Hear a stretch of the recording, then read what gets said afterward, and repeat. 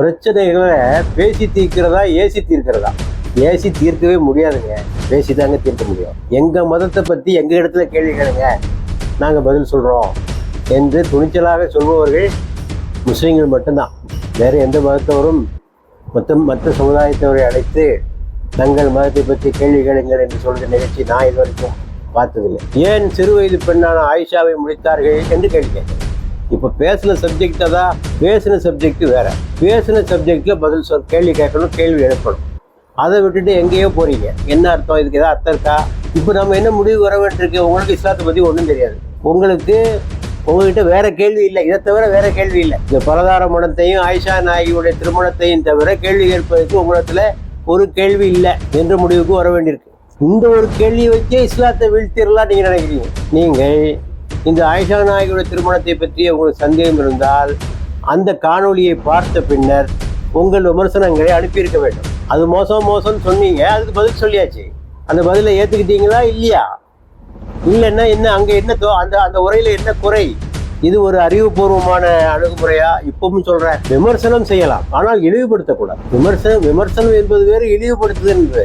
பிறர் வணங்குகின்ற அல்லாஹ் அல்லாதவற்றை நீங்கள் திட்டாதீர்கள், மற்றவங்க வணங்குகின்ற அல்லாஹ் அல்லாதவற்றை நீங்கள் திட்டாதீர்கள். அவ்வாறு செய்தால் அவர்கள் அறியாமையினால் நீங்கள் வணங்குகின்ற அல்லாவை திட்டுவார்கள். எந்த மதத்தையும் திட்டி எல்லாம் அழிச்சிட முடியாது. அந்த மதத்துல நல்ல கருத்துக்கள் இருந்தால் யாராலும் அந்த மதத்தை அழிக்கும். அந்த மதம் பலவீனமான மதமாக இருந்தால் தானாகவே அழிக்கும். ஆனால் ஒரு உறுதியற்ற ஒரு செடியை சாதாரண ஒரு காற்று கூட சாய்த்து. ஆக அந்த மரம் அதனுடைய உறுதியிலே இருக்கிறது. அதே போல ஒவ்வொரு சித்தாந்தமும் ஒவ்வொரு மதமும் வலுவுள்ளதாக இருக்கும் என்றால் அவர்களை வீழ்த்திவிட முடியாது.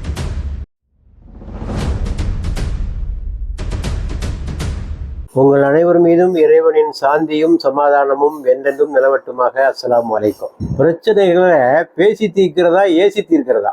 ரெண்டு வழி இருக்கு. பேசியும் தீர்க்கலாம், ஏசியும் தீர்க்கலாம். ஏசி தீர்க்கவே முடியாதுங்க, பேசி தாங்க தீர்க்க முடியும். இந்த கேள்வி பதில் நிகழ்ச்சியில சிலர் பார்த்துவிட்டு பலர் பார்க்குறாங்க, அதுக்கு நம்ம நன்றி சொல்கிறோம்.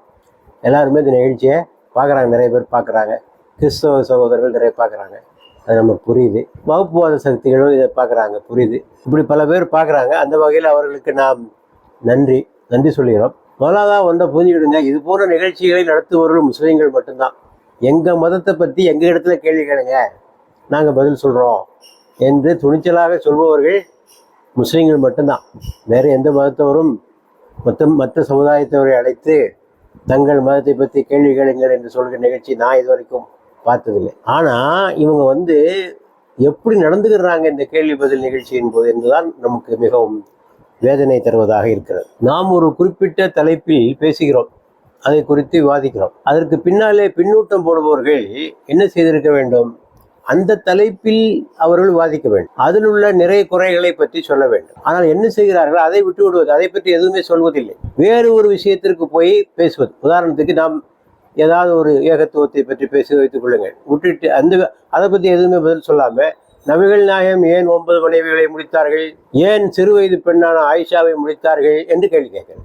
இப்போ பேசின சப்ஜெக்டை தான், பேசின சப்ஜெக்ட் வேற, பேசின சப்ஜெக்டில் பதில் கேள்வி கேட்கணும், கேள்வி எழுப்பணும். அதை விட்டுட்டு எங்கேயோ போறீங்க. என்ன அர்த்தம்? இதுக்கு ஏதாவது அர்த்தம் இருக்கா?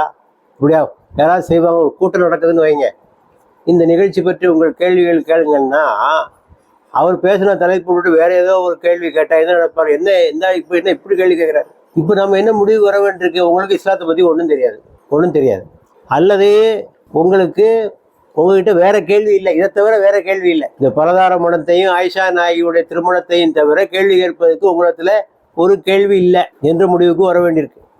இல்லாட்டா இந்த ஒரு கேள்வியை வச்சே இஸ்லாத்தை வீழ்த்திடலாம் நீங்க நினைக்கிறீங்க. வேற ஒன்றும் பேச வேண்டாம், இந்த ஒன்று பேசினாலே இஸ்லாம் அழிஞ்சு போயிடும் அப்படின்னு நீங்கள் நினைக்கிறீங்க.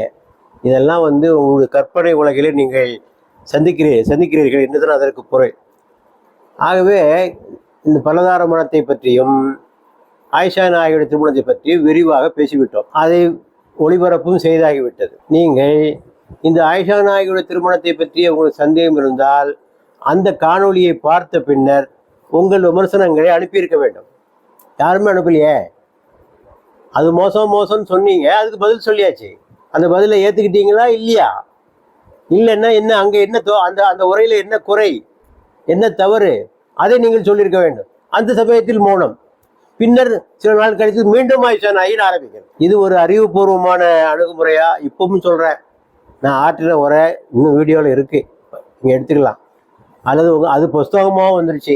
நீங்க வேணும்னா முகவரி கொடுத்தீங்கன்னா உங்களுக்கு புத்தகத்தை அனுப்புவதற்கு தயார். புத்தகத்தை படித்து விட்டு உங்கள் விமர்சனங்களை எழுதி அனுப்பினாலும் வரவேற்க தகுந்ததான். அதை நான் இங்கே உரையாக நிகழ்த்தி விடுவேன் உங்கள் ஆட்சேபங்களோடு. ஆக இதுதான் ஒரு நாகரீகமான ஒரு பண்பாடான முறையாக இருக்குமே தவிர, எது பேசினாலும் அதை பற்றி கண்டுகொள்ளாமல் நேரடியாக பெருமானாருடைய திருமணத்திற்கு வந்து விடுவது என்பது ஒரு அறிவுபூர்வமான அணுகுமுறையாக இருக்க முடியாதாகவே இனியும் அதை தொடர வேண்டாம் என்பதை நான் கேட்டுக்கொள்கிறேன். அடுத்தபடியாக விமர்சனங்களை வைக்கிற போது கண்ணியம் தேவை. விமர்சனம் செய்யலாம், ஆனால் இழிவுபடுத்தக்கூடாது. விமர்சனம் என்பது வேறு, இழிவுபடுத்துதல் என்பது வேறு. குர்ஆன் இதை ரொம்ப தெளிவாக எங்களை கற்றுக் கொடுத்திருக்கு. பிறர் வணங்குகின்ற அல்லாஹ் அல்லாதவற்றை நீங்கள் திட்டாதீர்கள். மற்றவங்க வணங்குகின்ற அல்லாஹ் அல்லாதவற்றை நீங்கள் திட்டாதீர்கள். அப்படி திட்டினா என்ன நடக்குங்கிறதையும் சொல்லுது. அவ்வாறு செய்தால் அவர்கள் அறியாமையினால் நீங்கள் வணங்குகின்ற அல்லாவை திட்டுவார்கள். அப்படிதான் நடக்கும். அவன் மதத்தை படிச்சு பேசு, நான் திருப்பி நம்ம மதத்தை திருப்பி படிச்சு பேசுவோம். ஆக விமர்சனம் செய்தால் இந்த பிரச்சனை வராது. ஆனால் கண்ணிய குறைவாக பேசுகிற போது இவன் அவன் மதத்தை திட்ட, அவன் இவன் மதத்தை திட்ட, பகைதான் வளரும். அங்கே எந்த உண்மையும் புரியாது, சத்தியத்தை விளங்கி கொள்ள முடியாது. ஆகவே இந்த அணுகுமுறையெல்லாம் விட்டுருங்க. கண்ணியமாக பேசுவதற்கு பழகிக் கொள்ளுங்க. அடுத்து இன்னொன்னையும் புரிஞ்சுக்கணும், எந்த மதத்தையும் திட்டியெல்லாம் அழிச்சிட முடியாது. அந்த மதத்துல நல்ல கருத்துக்கள் இருந்தால் யாராலும் அந்த மதத்தை அழிக்கும். அந்த மதம் பலவீனமான மதமாக இருந்தால் தானாகவே அழியும். எப்படி ஒரு உறுதியான மரத்தை வேகமான ஒரு புயல் காற்று கூட சாய்க்க முடியாது, ஆனால் ஒரு உறுதியற்ற ஒரு செடியை சாதாரண ஒரு காற்று கூட சாய்த்துவிடும். ஆக அந்த மரம் அதனுடைய உறுதியிலே இருக்கிறது. அதே போல ஒவ்வொரு சித்தாந்தமும் ஒவ்வொரு மதமும் வலுவுள்ளதாக இருக்கும் என்றால் அவர்களை வீழ்த்திவிட முடியாது. அதையும் புரிந்து கொள்ள வேண்டும். ஆக நாம் சில வாதங்களை சொல்லிவிட்டதுனாலேயோ, அந்த மதத்தின் ஸ்தாபகரை குறித்து சில கருத்துக்களை சொல்லிவிடுவதனாலேயோ, அவருடைய தனிப்பட்ட வாழ்க்கையை விமர்சனம் செய்து விடுவதனாலேயோ அந்த மதத்தை அழித்து விடலாம் என்று எண்ணுவது கற்பனை. அது தோல்வியில் தான் அது முடியும். ஆகவே இந்த அணுகுமுறைகள் எல்லாம் சரியான அணுகுமுறைகள் அல்ல.